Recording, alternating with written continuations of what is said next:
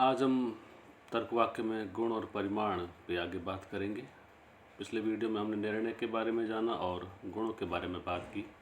अब हम बात करते हैं तर्क वाक्यों में परिमाण क्या होता है। स्पष्ट है कि पहले ही हमने कहा कि किसी भी तर्क वाक्य में गुण और परिमाण दोनों अवश्य होते हैं। यह परिमाण कुछ शब्दों जैसे सभी, कोई, कुछ, प्रत्येक या किसी नाम द्वारा निर्धारित होते हैं। स्पष्ट है कि कोई भी तर्क वाक्य बिना किसी व्यक्ति के, बिना जिन लोगों ने किया है, यानी उद्देश्य पद को बिना समझाए, उद्देश्य पद को बिना इंगित किए कोई तर्क वाक्य नहीं होता। तो परिमाण मुख्य रूप से उद्देश्य पद की अपने सदस्यों की कितनी संख्या के बारे में बात कर रहा है, यह परिमाण कहलाता है। यानी कि उस उद्देश्य पद द्वारा कितने सदस्यों की बात की जा रही है, यह परिमाण कहलाती है। और वो परिमाणक ये स्पष्ट करता है कि जो तर्क वाक्य हम देख रहे हैं वो कितने सदस्यों के बारे में बात कर रहा है। यह परिमाण स्पष्ट है, दो तरह से पदों की व्याप्तता को बताता है, सभी, कोई, प्रत्येक या कोई नाम, या कुछ और कोई एक। स्पष्ट है कि परिमाणक ही जो है वो उद्देश्य पद के सभी सदस्यों की या कुछ सदस्यों की उसी प्रकार से बात करता है जितने सदस्य उस वर्ग में शामिल होते हैं।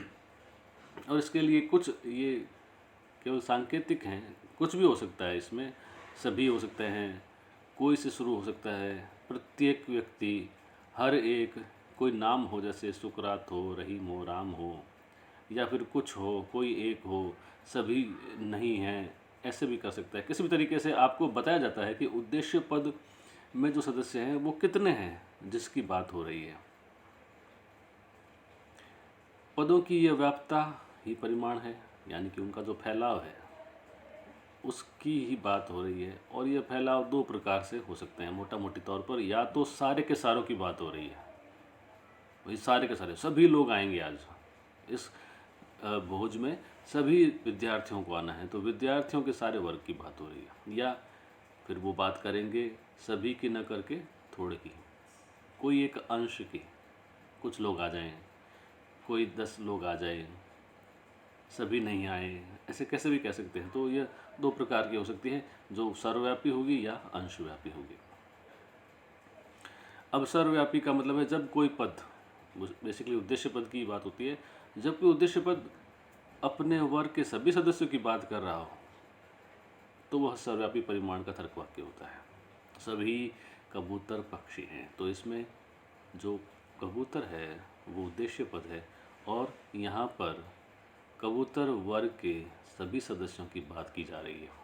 तो स्पष्ट है ये सर्वव्यापी यानी सभी तक व्याप्त ये तर्क वाक्य कबूतर वर्ग के सभी सदस्यों पर लागू होता है कि वो पक्षी है।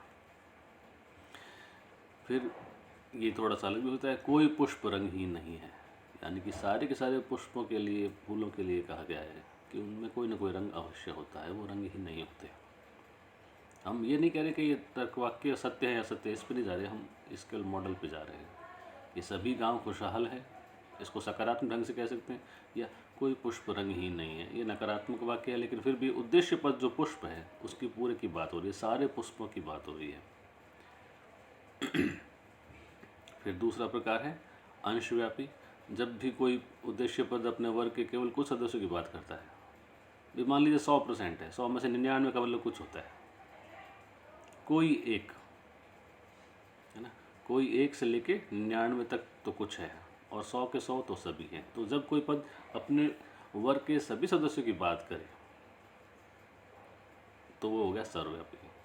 और जब सभी के न करके कुछ छूट जाएं तो अंश, यानी कि किसी वर्ग के किसी अंश तक जब कोई बात छुए तो वो अंश तक ही व्यापक है बात, इसलिए इसको कहते हैं अंशव्यापी तर्क वाक्य। ये भी दो प्रकार के हो सकते हैं, कुछ गांव खुशहाल हैं, ये विधेयात्मक हुआ, और कुछ गांव जो हैं वो खुशहाल, कुछ पुष्प रंगहीन नहीं है, ये हुआ अंशव्यापी नकारात्मक वाक्य। तो इस प्रकार से तर्क वाक्यों के जो गुण और परिमाण हैं वो दो दो हुए। हमने डिटेल में बात की थी पहले कि निर्णयों से तर्कवाक्य और तर्कवाक्यों में गुण और परिमाण साथ में रहते हैं। गुण जो हैं वो एक तो होते हैं विधेयात्मक, एक होते हैं निषेधात्मक। फिर परिमाण भी दो हैं, एक तो होते हैं सर्वव्यापी और एक होते हैं अंशव्यापी। इन्हीं के आधार पर तर्क वाक्यों के 4 प्रकार स्पष्ट होते हैं हमारे सामने। आगे की वीडियोज़ में हम तर्क वाक्यों के प्रकार पर चर्चा करेंगे। धन्यवाद।